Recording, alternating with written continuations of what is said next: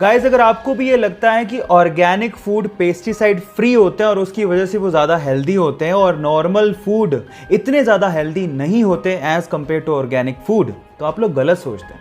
मैं आपको आपकी जानकारी के लिए बता दूं कि नॉर्मल फूड और ऑर्गेनिक फूड दोनों में इक्वल अमाउंट ऑफ न्यूट्रिशंस होते हैं। जी हाँ, और दोनों में पेस्टिसाइड भी यूज होते हैं। तो दोनों में फ़र्क क्या है? दोनों में फ़र्क सिर्फ इतना है कि ऑर्गेनिक फूड में जो पेस्टिसाइड यूज किया जाता है वो नेचुरल होता है, ह्यूमन मेड नहीं होता। इनफैक्ट अगर आप नॉर्मल सब्जियों को भी उतनी शिद्दत से धो के पका के खाओगे तो वो उतने ही हेल्दी होते हैं जितने की ऑर्गेनिक फूड होते हैं। सो ये इंटरेस्टिंग फैक्ट जान के आपको कैसा लगा, चैट सेक्शन में लिखना मत भूलिएगा। एक बार किसी ने भगवान बुद्ध से पूछा कि आप इतना ध्यान करते हैं, इतना ध्यान में रहते हैं, आपने ध्यान से क्या पाया है? तो भगवान बुद्ध ने जवाब दिया कि मैंने ध्यान से कुछ पाया नहीं है, लेकिन मैं आपको यह बता सकता हूं कि मैंने क्या खोया है। मैंने ध्यान से गुस्सा, नफरत, व्यर्थ की चिंता, बूढ़ा होने का और मृत्यु का भय खो दिया है। Guys, meditation is a medication of many mental problems. क्या आप लोग भी मेडिटेशन करते हैं? चैट सेक्शन में जरूर लिखिएगा। एंशिएंट टाइम में यानी पुराने जमाने में हमारे इंटेलेक्चुअल्स को लगता था कि मैथ्स में एक ऐसा कोई सिंबल होना चाहिए विच रिप्रेजेंट्स नथिंग, यानी नथिंग को रिप्रेजेंट करने के लिए भी तो कोई सिंबल होना चाहिए।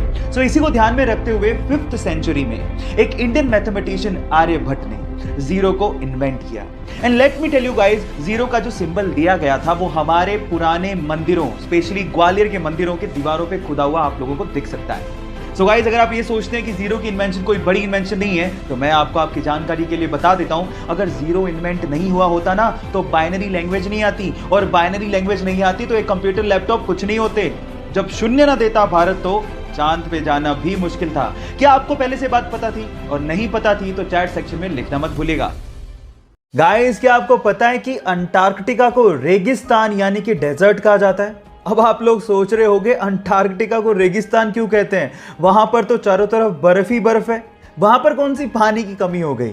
तो थांबा, मैं आपको आपकी जानकारी के लिए बता दूं कि हम मानते हैं कि भैया स्नो बर्फ होती है, लेकिन स्नो की कंजप्शन आपको हाइड्रेट करने की बजाय डिहाइड्रेट कर देती है। जी हाँ गाइस, आप ठीक सुन रहे हैं। जब आप स्नो की कंजप्शन करते हैं तो आपके शरीर को उसे पानी में बदलने में ज्यादा एनर्जी लगती है, जो स्नो के हाइड्रेटिंग इफेक्ट को नलीफाई कर देती है ना। ये इंटरेस्टिंग फैक्ट। ये फैक्ट जान के आपको कैसा लगा, चैट सेक्शन में लिखना मत भूलिएगा।